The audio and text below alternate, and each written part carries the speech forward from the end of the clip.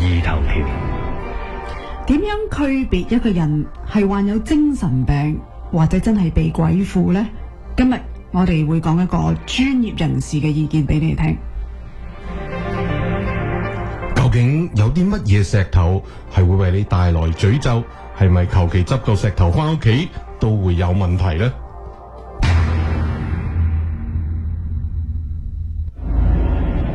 以下內容可能令到大家情緒不安，請各位聽眾自行選擇。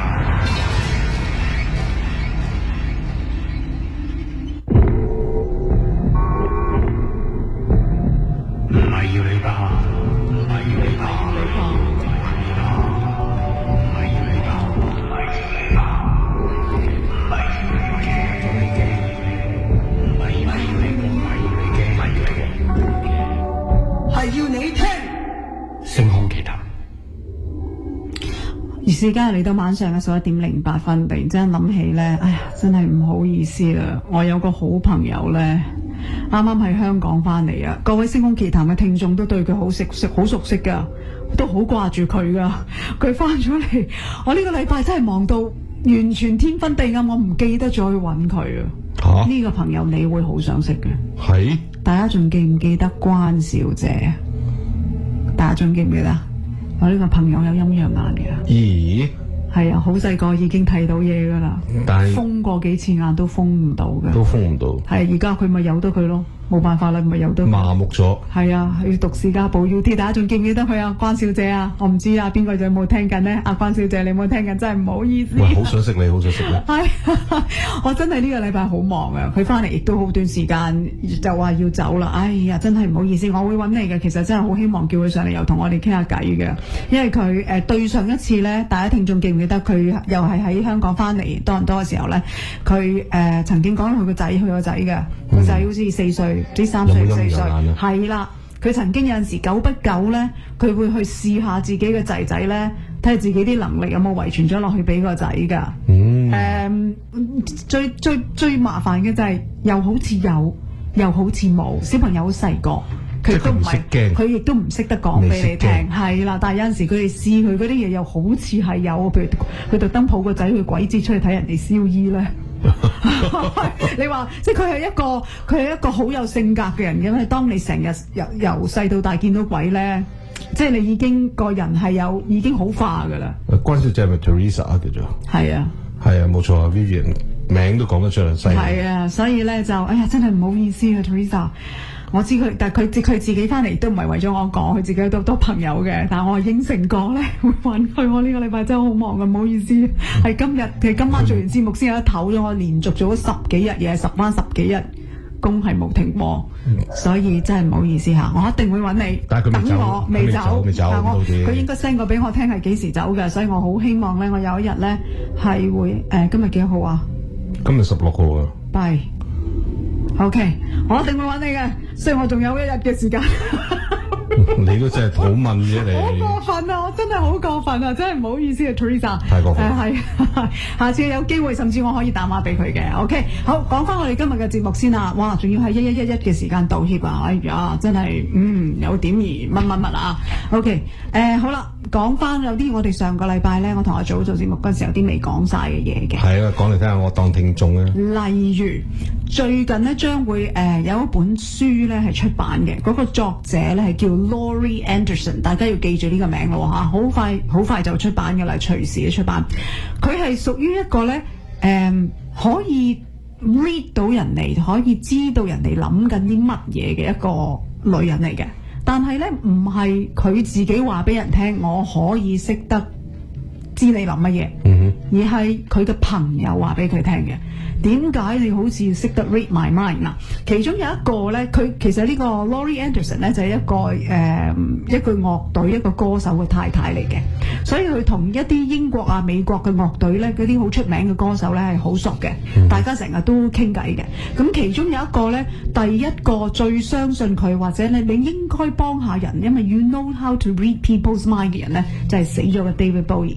好嗱，點解嗱呢個女人咧佢話佢將會出書咧，就係佢話佢記得 David Bowie 曾經喺在生嘅時候咧，不停叫佢你應該出書，話俾人聽呢啲咁神奇冇辦法解釋嘅現象啦。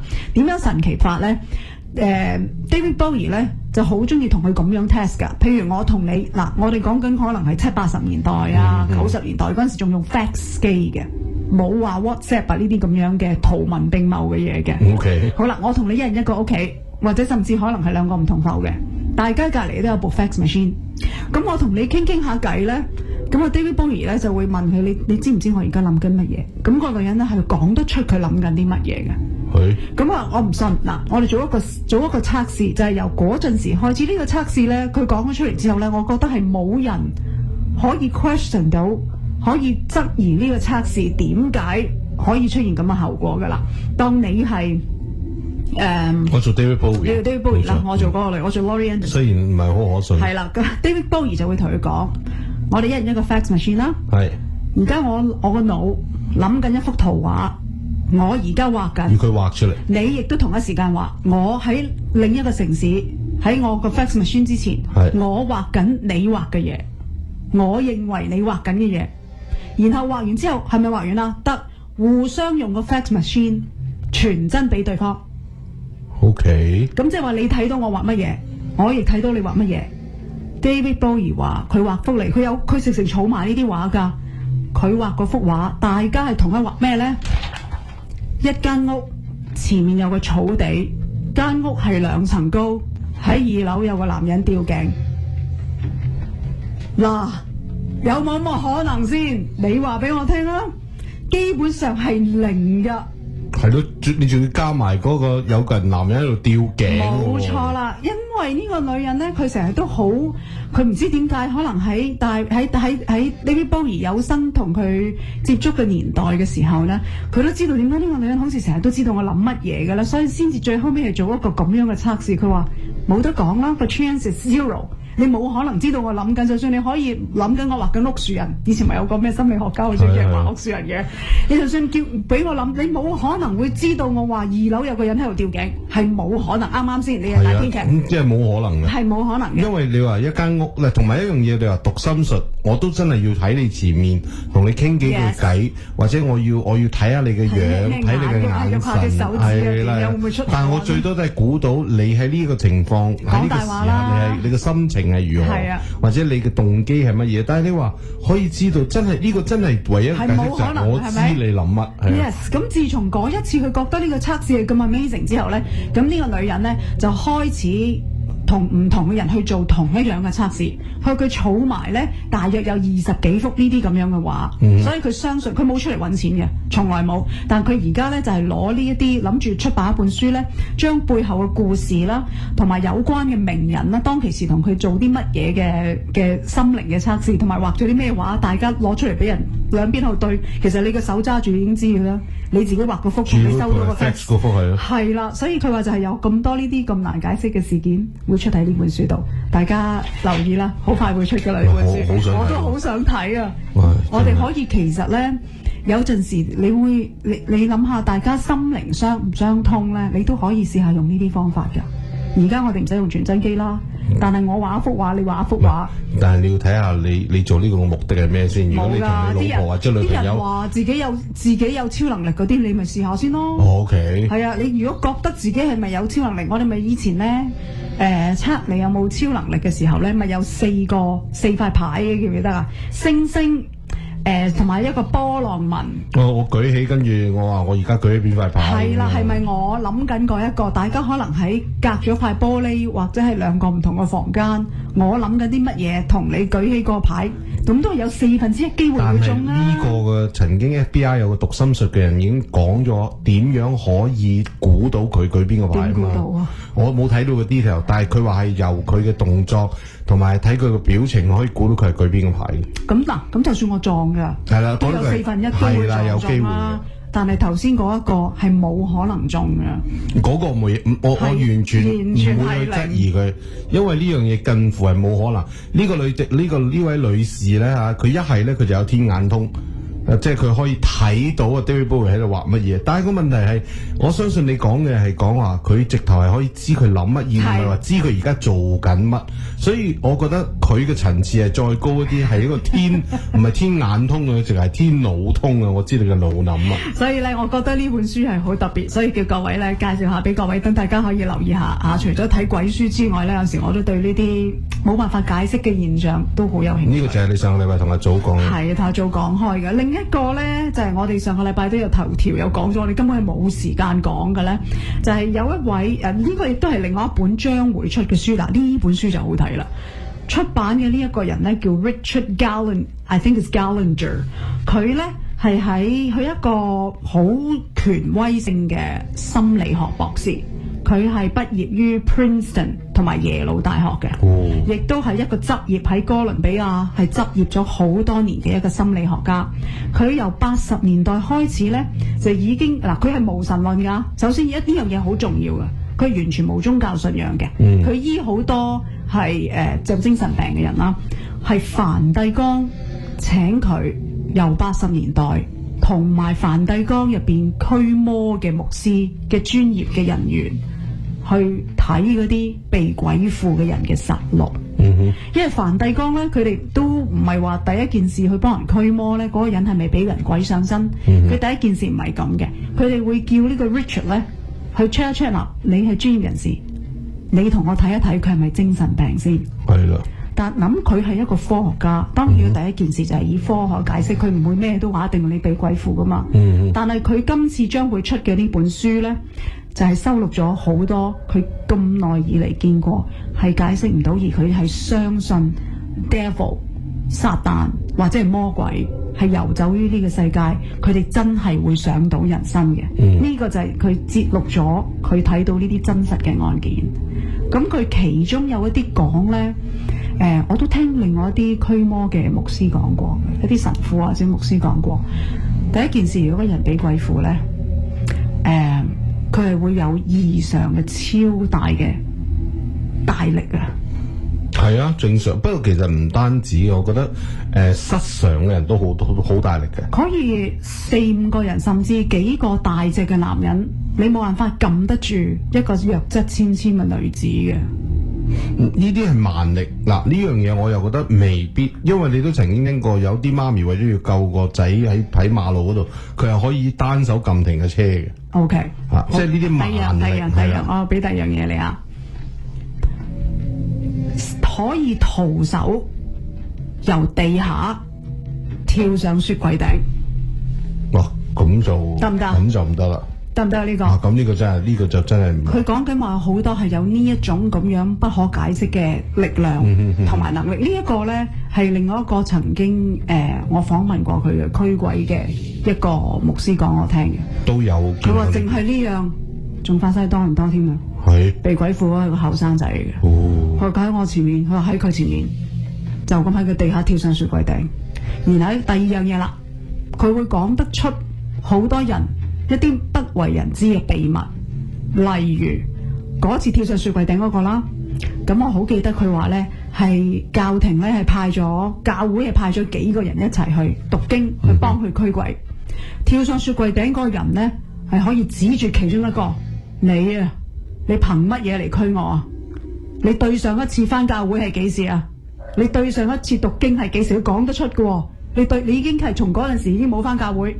你已經幾耐冇讀經，你憑乜嘢嚟驅我？係指住嗰個啫，嗰個即刻信心打散晒，因為佢講嘅係真嘅。咁佢話有呢一啲咁樣嘅能力咧，就最初嗰兩個方法咧，就係如果佢哋有呢一樣嘢出現，就係佢係俾鬼附啦。呢種唔係精神病，因為精神病你冇可能知嘅。咁另外有啲就可能係佢話一聽到譬如你用某一啲嘅宗教去幫佢驅鬼啦，佢一聽到話神呢個字嘅名。God 呢個字嘅名，佢就會發癲嘅。跟住咧，你同佢講第二啲，佢冇事嘅。但係一講到呢啲嘢嘅時候咧，佢會發癲，同埋佢哋會對聖水啊呢啲嘢係會有反應。即係佢喺今次佢解釋好簡短嘅呢一段訪問入邊咧，佢係講咗唔係好多啫。但係佢有講到咧，近年嚟我哋已經踏入2016年啦。佢睇到而家嘅趨勢咧，係越嚟越多人係需要去尋求驅鬼嘅嘅幫助。而教廷咧，亦都要開特別嘅班去幫佢，有啲甚至係唔係咁宗教強烈嘅人，但係教廷都會訓練佢哋係專出去驅鬼，因為實在太有呢一個需要。會係，所以有陣時你話我哋星空奇談嗰個群組咧，有咁多聽眾啊，我哋成日都啲聽眾咧圍內咧 share 一啲好有價值嘅啲，譬如驅鬼實錄嗰啲咧，話有冇咁誇張，係咪假㗎？但係其實咧，似乎睇佢咁講咧，係真係越嚟越多人俾鬼上身。咁其實係有冇咩大氣候嘅原因會導致咁樣咧？我諗係嗱，因為佢自己冇宗教信仰㗎。咁但係你都諗下，如果真係一個魔鬼去上咗一個人身，其實嗰個作用係乜嘢啊？嚟表示佢哋自己魔鬼嘅力量有幾強大。我諗應該係咁樣啦。咁啊嗱，如果今日會同你介紹呢兩本書咧，係將會推出嘅。如果佢一推出咗嘅時候咧，如果唔係好貴有錢咧買得起嘅咧，咁我再話俾大家聽，再講一次嚇。咁啊，時間嚟到11:23，我哋休息一陣間，一陣間翻嚟咧就我哋會講，咦，今日個話題係關於詛咒喎。究竟你有冇攞過一啲邪嘢翻屋企咧？一陣間翻嚟我哋同你傾下。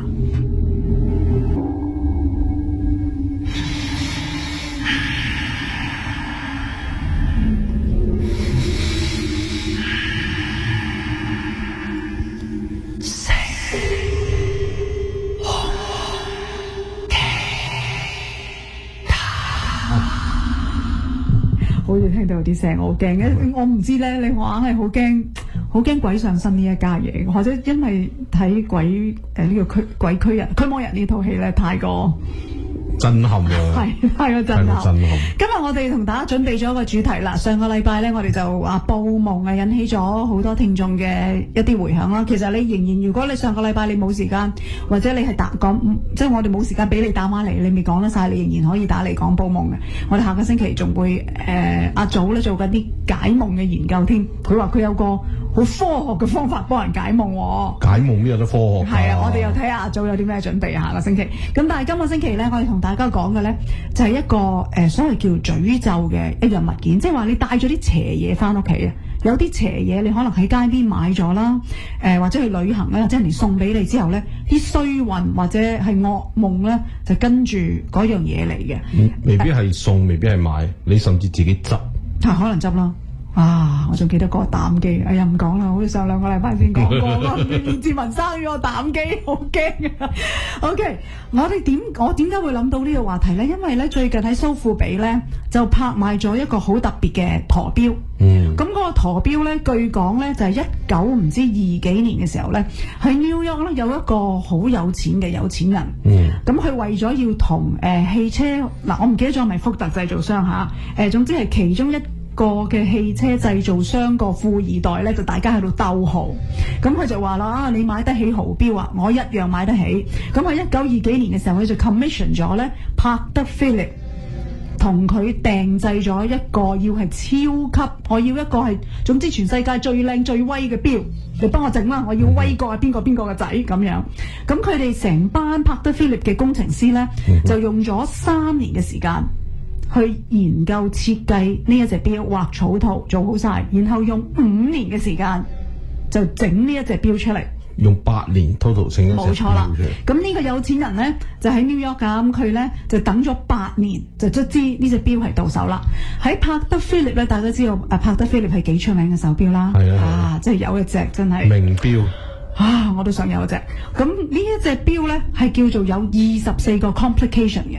係到現時今時今日為止咧，仍然都係世界上最複雜嘅手錶。佢個手錶係複雜到咧，唔單止識會叫醒你起身嗰啲咁簡單嘅啦，睇咩？仲要會係每一日喺 New York 嗰一個有錢人，佢個屋企望上去嘅天空嘅星象係佢嘅 location， 望上去天空嘅星象係點？喺嗰隻錶咧都可以每一日顯示出嚟。哇！隻錶細細隻，好似隻手咁樣，陀錶有幾大隻啦？佢可以做到咧，成個老爺鐘擺屋企嗰啲坐地嘅老爺鐘嗰啲當當當咁樣嘅聲嘅，24個 complication。但係咧，好奇怪地咧，呢隻錶咧係一隻唔好運嘅錶嚟嘅。佢等咗8年啦，呢隻冇前科啦，全新噶嘛，係咪？應該冇咩前科啦。冇咩前科。冇理由話整錶個整下死咗㗎。冇呢家嘢。咁我諗如果係有，佢都唔會話佢聽嘅。我諗有都唔會話俾你聽啊！8年係咪？佢會收到呢隻錶咧？佢話首先第一，因為等得太耐啦，冇咗嗰個驚喜。你等一樣嘢等咗8年，到你手嗰時，你已經冇咩大不了啦。係一個少少失望嘅感覺，唔係對隻錶有失望，係等得太。可能俾另外嗰個富二代已經威咗8年，乜嘢癮都冇晒啦。冇錯。咁跟住咧就係當其時咧，亦都差唔多係經濟大衰退嘅年代。經濟已經開始衰退，咁呢個人可能佢自己亦都見到身家可能慢慢越嚟越少啦。但係咧有啲嘢係解釋唔到嘅咧，就係佢嘅喺佢錶嚟咗之後咧，聽講佢個好朋友過身啦，跟住就到佢唯一死剩嘅，因為佢之前已經死咗一個仔噶啦，佢仲有一個仔咧就真係靠佢嚟到繼後香燈，但係隻錶嚟咗之後冇幾耐咧，連呢一粒仔都死埋，到最後尾佢只係剩翻個女。咁但係個詛咒咧，啲人話咧嗰個詛咒佢話要啦隻錶賣俾人。甩咗佢唔要啦。嗰個惡運咧就冇落喺佢嘅身上，亦都冇落喺佢個女嘅身上。佢都70幾歲先至過身，但係佢的確係呢個經濟大衰退嗰陣時唔見咗好多錢。咁最後尾咧，佢哋係捐過俾廖思吟嘅。佢話呢隻錶好邪，而家咧就蘇富比咧最近就攞出嚟賣，係一個天價嘅數字賣咗出去嘅。咁所以呢段新聞咧，令到我諗起，呢個世界有好多嘢呢。其實大家有冇嗱？我唔係要你迷信嚇，唔係要你諗。不過有陣時會唔會係有啲惡運或者唔好運，係某一件嘅物件嚟咗你屋企之後發生嘅呢？咁其實講真，一件物件帶有惡運個原因其實可以好多嘅喎。佢有一啲係因為佢被生產嗰個人或者製作嗰個人，佢哋喺過程裏邊佢係做咗一啲嘢，或者甚至佢係犧牲咗佢自己，或者犧牲咗第二啲人嚟製造呢一樣嘢，而令到呢一樣物件呢係被詛咒。亦都有人係有啲物件係真係俾人詛咒，就係話你竟然有呢嚿嘢，我要有呢嚿嘢嘅人不得好死咁樣，咁一種係詛咒啦。咁另外有啲係呢嚿嘢本身嘅來歷不明，或者係佢本身好似頭先嗰個咁啊，係俾一啲邪靈附咗上去嘅。咁究竟所謂詛咒係講緊邊一類咧？我哋當邪啊！即係各位聽眾嗱，你其實可以打碼嚟。如果你係屋企，你會覺得你曾經攞過一樣嘢孭翻過屋企之後，啲衰運就嚟啦。你抌咗之後咧，衰運就走啦，冇錯啦。咁你亦都可以打埋嚟分享下，亦都或者可以話咧係分享下俾人你去旅行啊，有好多人去旅行買好多嘢啦。好似我以前講過嗰個。驅鬼嗰個人去個警察宿舍咧，大家記唔記得啊？個細路仔陪妹喐下喐下，個枕頭界極都出血嗰個咧，其實最後尾咧係話嗰個媽媽，我唔記得咗係東南亞邊個國家嚇，買咗一個三腳鼎翻屋企，隻鬼咧就跟住嗰個三腳鼎就去咗佢屋企，就搞咁多嘢，要害死佢哋屋企人嘅。到最後尾咧，佢哋就係叫呢一家嘅主人咧，將個三腳鼎咧，唔係抌落垃圾桶啊，唔好似燒文麗個堂妹咁啊。佢攞去啲譬如咩宗教都好啦，教堂又好，或者係廟啊咩都好咧，就將呢嚿嘢叫佢哋幫咗去處理，好好地處理佢，跟住之後就冇事啦。但係你三腳鼎嚟講嘅話，我唔知你係青銅香，好似話青銅鼎又好咩都好，細個座台嗰啲咧，一般嚟講都好有歷史嘅喎，因為近年都唔會有人生產呢啲三腳鼎㗎啦。好似話愛嚟燒，可以擺啲香或者擺啲嘢入邊咧，燒着咗之後會有味發出，咁佢覺得好得意，咪買咗屋企。啲古裝片成日係啦，古裝片成日會擺喺個台頭嗰啲啊。所以嗱，呢樣係其中一樣。你有冇呢一啲咁樣嘅物件喺過你屋企咧？或者真係嚟咗之後好邪嘅物件咧？你可以打電話俾我哋分享下嘅905-889-1430。但係我哋今日咧同你講嘅呢啲咧，亦都係有一啲係你真係好有機會會買得到，或者攞得到，或者執得到嘅，亦都我自己親眼見過嘅。你先嚟。好啊，咁我而家講緊呢一個咧，就係呢個蘇格蘭嘅。咁咧蘇格蘭咧，其實有講咧，就係喺佢哋一啲古籍裏邊咧，係曾經有記載到咧，就係蘇格蘭嘅一啲墓地啊，或者佢哋一啲古堡嘅石頭啊。佢話咧佢哋講話嗱，逢親咧，如果喺我哋呢啲地方，你攞走任何一嚿石頭，或者你破壞咗我哋啲墓地嘅話咧，你一定會遇上厄運。如果你唔悔改嘅話，甚至係會死亡嘅。咁呢一個傳說啊，其實已經係傳遍咗好多歐洲噶啦。咁咧曾經咧喺呢個2000年咧，即係2000年嘅時候咧，有一名呢個比利時嘅遊客咧去到蘇格蘭咧參觀一個大型嘅古墓嘅。咁咧佢就攞咗一個大概係2磅重嘅石頭咧就翻屋企，點知一翻到屋企咧，佢個女咧就跌斷咗隻腳。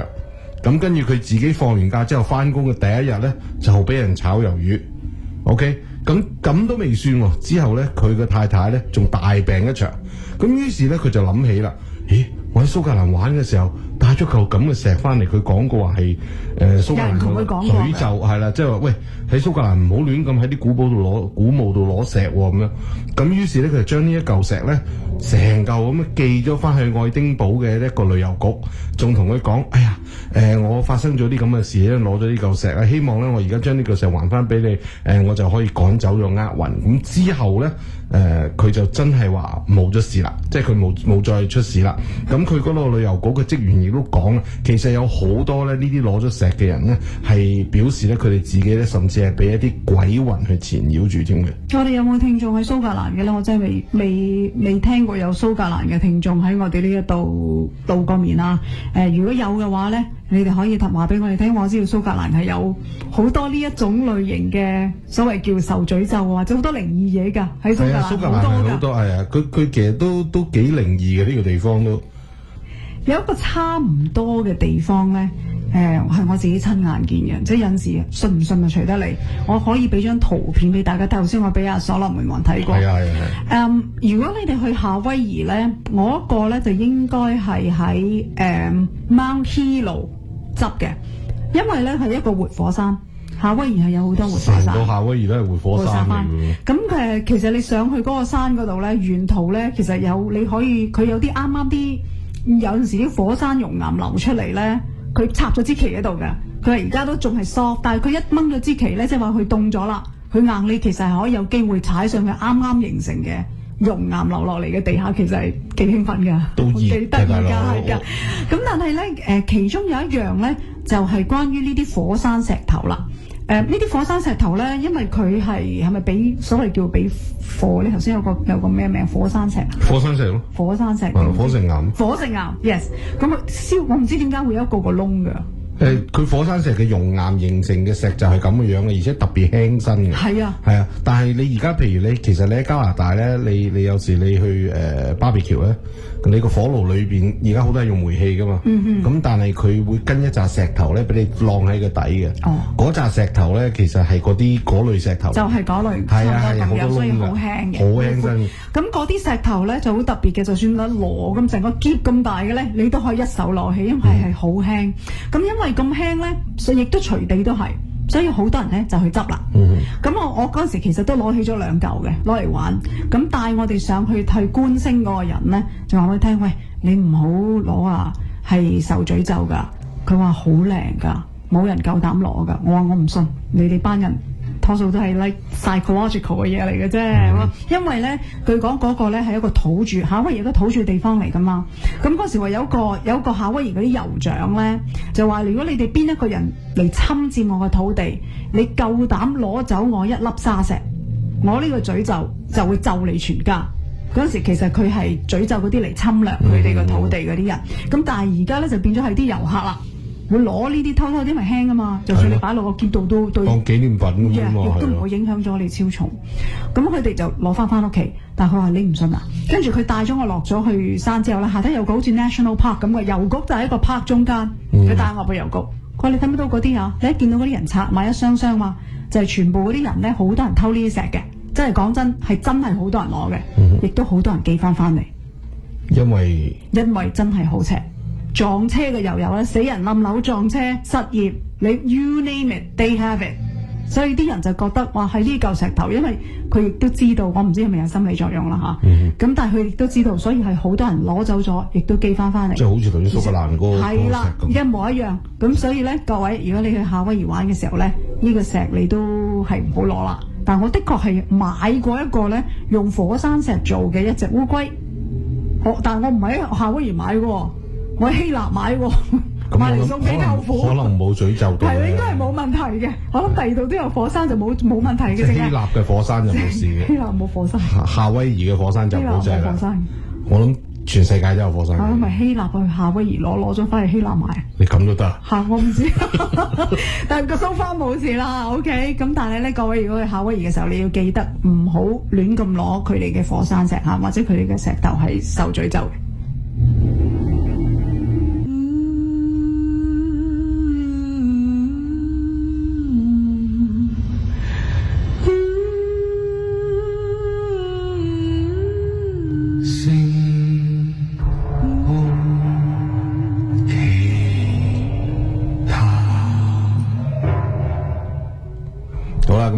另外啱啱除咗呢啲可以去旅行嘅時候會執嘅嘢翻嚟咧，其實咧有時咧你行摩咧，小英啊，你有冇試過行到攰攰地啊？譬如啲博物館啊咁啊，攰攰地有張凳，坐下先啦咁樣。係啊，試過，真係試過。其實我細個係中意咧，又乜鬼嘢我都坐㗎。我記得去韓國，唔知去人哋啲廟定去人哋啲咩皇宮定廟嗰度咧，我係見到石頭我就坐，跟住咧就會喺側後邊咧，唔知點解有個着古裝嘅人咧走出嚟鬧我㗎，係真佢着韓國古裝，我唔知佢哪裏來嘅，嗰時候好細個，俾佢嚇到我喊，係啊，即刻講韓文鬧我，你唔准出嚟坐，但係我係有鋪咁嘅人嘅。因為真武龜咧，個龜嗰啲頭啊嗰啲咧，你哋係唔可以坐。我記得嗰嚿石頭唔係一個公仔嚟，即係佢有時有啲石頭你唔知佢係咩嚟嘅，你知日子有功，佢可能個眼口鼻冇咗啫，大佬。我後來講翻呢個古仔俾人聽咧，佢哋就唔係笑嘅，話你係咪肯定嗰個着古裝嘅人嚟㗎？哇，咁唔係咁，我而家呢個另外一個咧就係另外一樣咧係被詛咒嘅咧，其實只係一張好普通嘅木凳嚟嘅。咁咧呢一張木凳咧，原來咧喺1702年嘅時候咧，有一個叫做 Thomas Busby 嘅人咧，佢就喺呢一張凳度坐，佢外父就係坐喺呢一張凳度咧，係俾呢個 Thomas Busby 咧係碾死咗嘅。咁最後呢個 Thomas Busby 咧亦都被處死咗。咁呢一張凳咧，從此之後咧就好似受咗詛咒咁啦，總共咧係已經害死咗63個人咁多嘅。佢點可以？就係嗰啲好似我害我有呢鋪咁嘅人嘅人。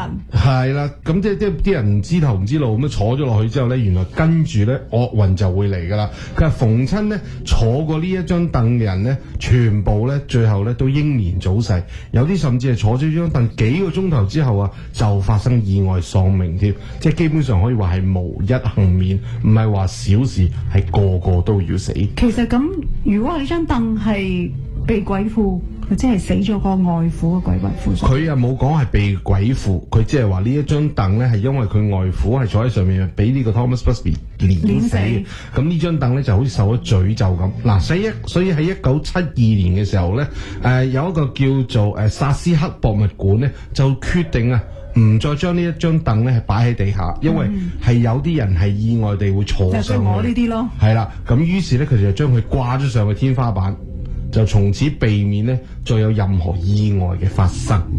所以你話咧，頭先我哋講咗咁多，你哋各位有冇發覺喺歷史上面有好多好邪嘅嘢，你解釋唔到嘅。總之擁有佢或者掂過去嘅嘢咧嘅人咧，都會帶嚟厄運、死於非命或者總之不幸嘅。好多時佢哋都會將呢啲嘢覺得最後尾咧係擺喺博物館。係佢哋最好嘅安身之所。上次講到嗰個 Annabelle 公仔像都係叫做一個博物館啦。咁另外你頭先我哋睇咗另外一個叫 Robert 啦 ，Robert the Doll 啦 ，Robert the Doll。又係好精彩嘅，好精彩呢個故仔。我哋以前其實講過少少關於阿羅拔公仔噶啦，但係其實羅拔公仔咧，你哋可以上網揾嘅 Robert the Doll，而家係喺博物館。即係個故事係咁嘅，以前有一個有錢人，咁咧佢自己叫 Robert， 咁嗰個有錢人屋企有個細路仔，個細路仔叫 Robert， 咁啊一向咧就攬住個公仔，同個公仔好 friend 嘅。咁但係咧屋企啲工人啊、花王啊，個個都見過咧。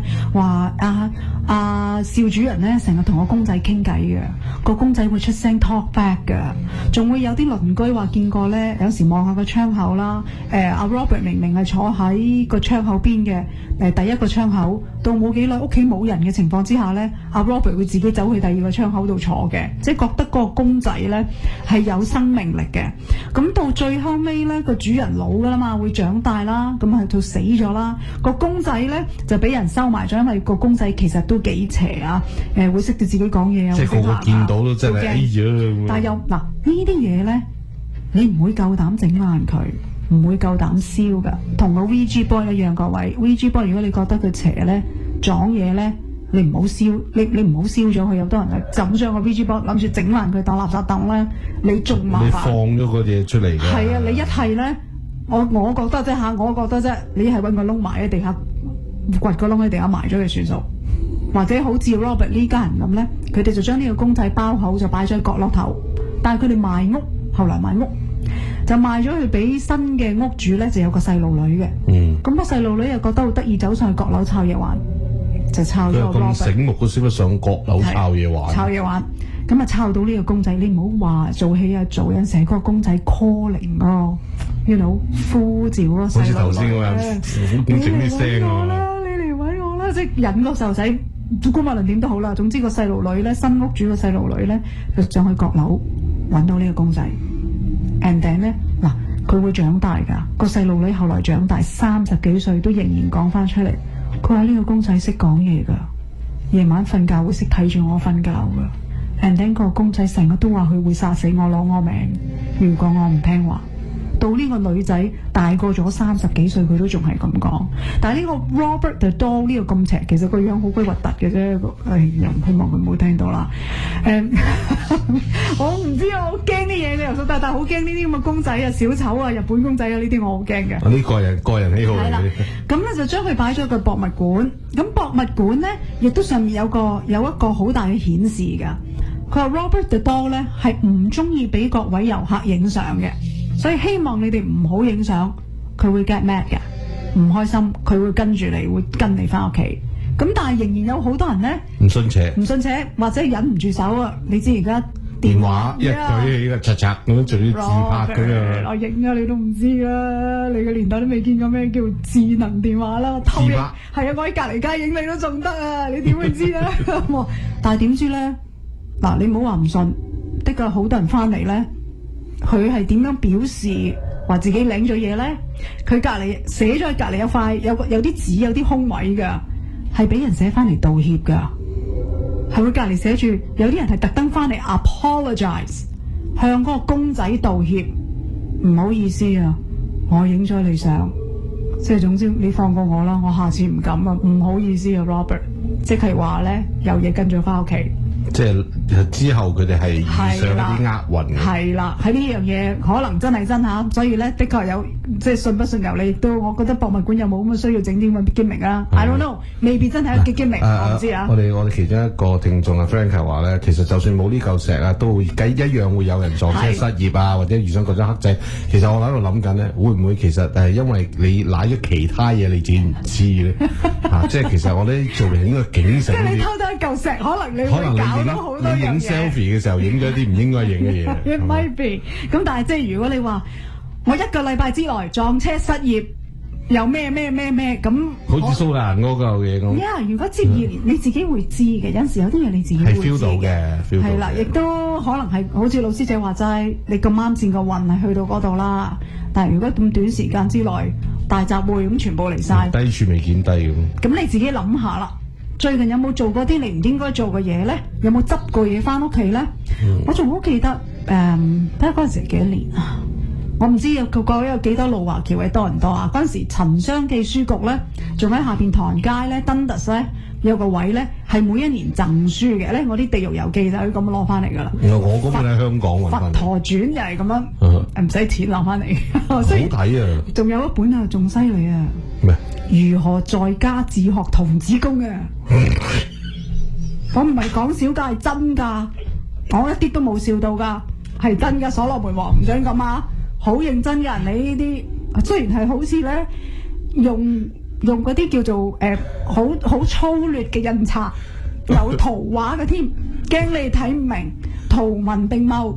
但係咧，佢其中佢啲佛陀傳做得好好嘅，所以我好細個已經睇好多呢啲咁嘅故仔嘅。冇笑，係真嘅，呢個係真嘅。佢係贈書，直情係鼓勵人睇書係免費。但係點解要童子功？唔知喎。我想練金鐘罩啊！俾人攞咗咯，咁啱先剩低童子功，仲要係我一個女仔。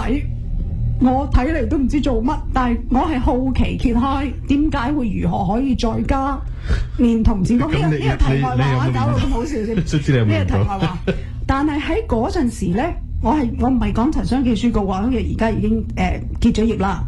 喺佢個門口咧，唔知大家仲記唔記得有幾個人咧，係長時期喺度擺檔嘅。佢哋係賣啲咩咧？佢哋係賣陪葬品嘅。我親眼跟人去睇過。即係古物嚟嘅喎。其中有一個咧，我好記得，因為我跟一個朋友去嗰度睇八卦，人哋睇我哋去睇啦。嗰陣時應該係我諗大約80年代尾90年代頭嘅時候啦。佢攞咗一塊，好多人話：哎呀，好靚，真係一塊好靚嘅玉嚟㗎。但係咧，嗰個玉咧好得意㗎。你睇佢嗰個綠色嗰個玉咧，你擺喺你望到照上天嘅時候咧，你見到好似血管咁咧，有啲血絲咧喺嗰個玉嗰度㗎，唔係裂痕嚟㗎，好靚嗰嚿玉，但係有血絲滲咗落去㗎。因為好多佢哋係揾塊玉擲住嗰個屍身一齊入棺嘅係嘛？即係嗰啲血滲咗落個玉，咁啲血咪個死人嗰啲血咯，咪就係嗰條屍，咁咪會係嗰條屍嗰啲血咯。有冇機會啊？我諗有㗎，嗰陣時我又唔識㗎嘛，咁喺隔離有啲人咧就拉埋我同埋嗰個比我年長嗰人行埋一邊，佢話：你哋唔好買啊！呢個人咧成日唔知攞啲乜嘢，唔知佢咩即係咩門路咧，去攞人哋陪葬嗰啲嘢翻嚟，好邪㗎。但係嗰嚿玉真係好靚啊！話俾你聽各位，我方冇記錯，佢只不過係賣100零蚊加幣咋，佢街邊賣嘅，佢仲有好多第二啲陪葬品嘅，但係好靚，係我有生以嚟見過最靚嘅一嚿玉。但係你忍唔忍到嗰個吸引力咧？但係嗰個女人就係好心企喺嗰度，佢係唔係有心買？佢有心拉埋啲人一邊叫人唔好買，因為佢話嗰啲嘢啊，隨時有嘢跟你翻屋企㗎。所以我親眼見過㗎啦。消化下先。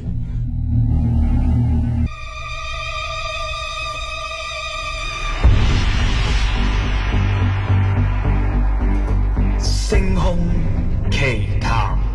我仲記得咧，有一年大約唔知8年前啦，唔係，可能6年前到嘅咋，6至8年前啦。我個朋友去 LA 玩，咁佢就打咗個電話俾我。因為佢啊租咗架開篷車喺 LA， 哇好開心，自己一個話哇好開心啊！喂，話俾我聽 LA 邊有鬼啊？佢話佢想去睇鬼。第一時間嗰陣時諗到咧，我就叫佢匿入去羅斯福酒店啊！有冇 LA 嘅聽眾啊？應該實有嘅 LA 咁多華人啊！咁不過我唔知你有冇聽我哋嘅節目，或者係咪我哋個群組啫？LA 嘅聽眾你可以 input 下，我唔知而家仲有冇，8年前係有嘅。喺羅斯福總統咧，呢個 Roosevelt Hotel 呢一間酒店咧，以前瑪麗蓮夢露未死嘅時候咧，就好中意住呢一間酒店嘅。好多名人都中意住呢間嘢㗎。佢係特別，佢長時期係租硬一間房㗎。你話佢偷情又好咩都好啦嚇，係1200號房。OK。長時期租住嘅。好啦，咁後來瑪麗蓮夢露係。有人話佢自殺，有人話佢係被自殺㗎啦，好多嘢啦。總之就係佢應該死得唔係好甘心。咁佢咧喺呢間房入邊咧有個好靚嘅直身嘅一個長嘅梳妝鏡，好靚嘅。咁就佢死咗之後咧，呢間房要吉咗出嚟俾人啦。咁呢一塊鏡咧就曾經係擺過去佢哋酒店個經理間房嘅。